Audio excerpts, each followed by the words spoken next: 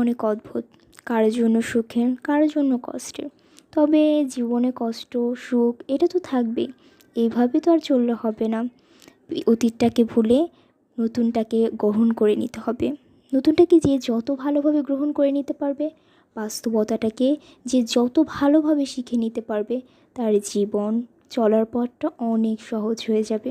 আমরা অনেকেই অনেক কারণে হতাশ হয়ে পড়ি। আমরা এটাই বুঝি না, আসলে কি হতাশা কোনো কিছু সমাধান করতে পারে? না, হতাশা কখনোই সমাধান করতে পারে না।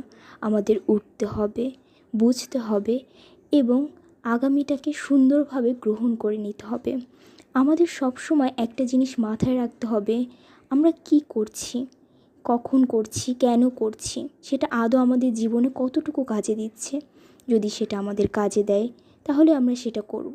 যদি সেটা শুধুমাত্র আমাদের কষ্ট আর সময় ব্যয় হয়, তাহলে সেখান থেকে যত দ্রুত সম্ভব বের হয়ে আসব। জীবনটাকে শিখুন, জীবনটাকে সহজ করে নিন। জীবন কঠিন, এটা আমরা সবাই জানি। জীবনটাকে সহজ করে নিতে হবে। এই পৃথিবীটা অনেক কঠিন একটা জায়গা। এই কঠিন জায়গায় নিজেকে মানিয়ে নিতে হবে, নিজের পথটা তৈরি করে নিতে হবে। কেউ কিন্তু আপনাকে পথ তৈরি করে দিবে না, বরং বাধা সৃষ্টি করবে যদি আপনি পথটাকে উজ্জ্বলভাবে তৈরি করতে পারেন। তাই আমাদের কারো কথা শুনলে চলবে না, আমাদের সেটাই করতে হবে যেটা আমাদের ফিউচারকে সুন্দর করবে। হতাশ হয়ে জীবনটাকে নষ্ট করে দেওয়ার মতো ভুল কাজটি আপনি করবেন না। আপনি সেটাই করবেন যেটা আপনার জীবনটাকে সুন্দর করবে। আপনি সেটাই করবেন যেটা আপনার মন সায় দিবে।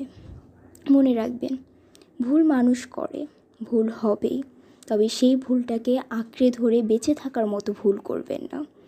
নতুন পথ, নতুন ভবিষ্যৎ আপনার জন্য অপেক্ষা করছে। হ্যাঁ, হতাশ হবেন না।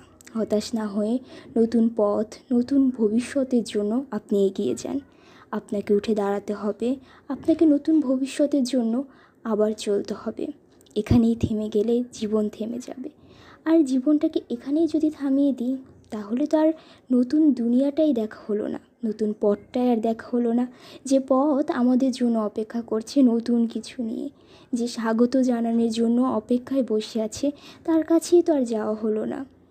সেই পথে যাওয়ার আগেই যদি থেমে যান, তাহলে তো আপনি সত্যিই ব্যর্থ হয়ে গেলেন।